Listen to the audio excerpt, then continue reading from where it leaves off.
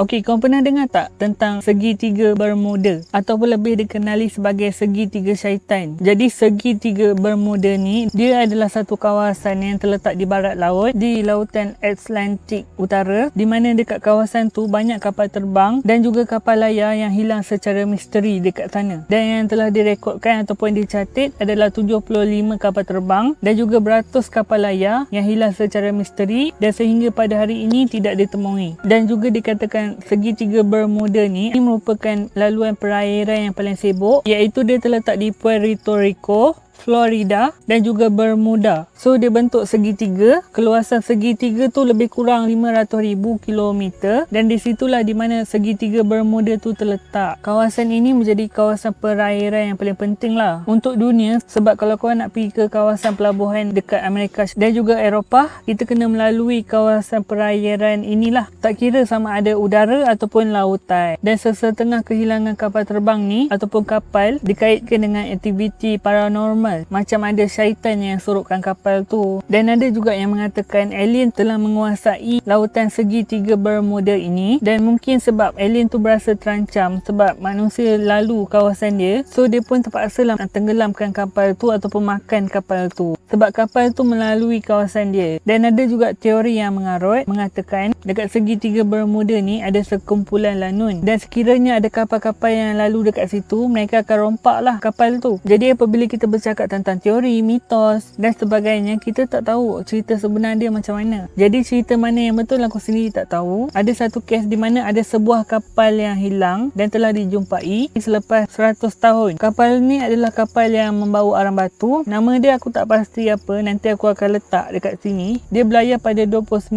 November pada tahun 1925 dan telah diisytiharkan hilang pada 1 bulan 12 1925. Di saat kapal tu hilang, dia telah meninggalkan apa tu orang cakap, pesanan kecemasan dia hantar kepada pihak atasan lah, ataupun menara tinjau macam tu lah. Aku tak tahu sebab aku bukan nelayan. Jadi kapal ni telah meninggalkan pesanan terakhir yang berbunyi Mayday Mayday. Maksudnya sesuatu yang buruk yang menimpa mereka, macam kapal tu bocor ke ataupun ribut yang melanda ke. Dan ada seorang pekaji ni, dan dia merupakan seorang penyelam elit yang bernama Michael. Dia telah membuat kajian demi kajian dan dia telah memutuskan untuk menyelam. Dia telah menyelam kerana untuk mencari lah kapal yang hilang tu. Dan akhirnya pencarian Michael ni berhasil apabila dia menemui kapal yang telah hilang 100 tahun dahulu. Dan orang ramai terkejut lah macam mana kapal tu boleh hilang. Seperti mana kita tahu, segitiga Bermuda ni dia dikenal sangat misteri dan tak ada satu pun kapal yang berjaya ditemui. Jadi apabila ada kapal yang telah ditemui dekat segitiga Bermuda ni, orang ramai macam nak tahulah. Jadi mereka pun buatlah kajian. Jadi apabila hari demi hari berlalu dan mereka pun telah jumpa punca kenapa kapal tu boleh hilang, iaitu disebabkan ribut yang melanda pada tarikh tersebut lah. Jadi mereka kajilah pada 1925 sampai 1 Disember 1925 tu dekat mana kapal tu, bagaimana keadaan cuaca, waktu dan masa kejadian tu, dan terbukti memang kapal tu hilang disebabkan ribut. Jadi boleh dikatakan teori-teori mengenai tiga segi Bermuda ni tak betul lah. Tetapi teori mengenai kapal-kapal yang lain tu kita tak tahulah, sebab benda ni kekal misteri sampai sekarang. Jadi mengenai sebuah kapal yang hilang pada 100 tahun dahulu, kita dapat jawapan lah, iaitu disebabkan ribut. Jadi aku harap kapal-kapal yang lain tu berjaya lah dirungkaikan sebab kenapa dia hilang, supaya boleh tenangkan hati keluarga mereka yang risaukan tentang mereka. Dekat mana lah anak aku ni sekarang. Itu saja video aku untuk kali ini. Jumpa lagi dengan video aku yang seterusnya. Bye. Assalamualaikum.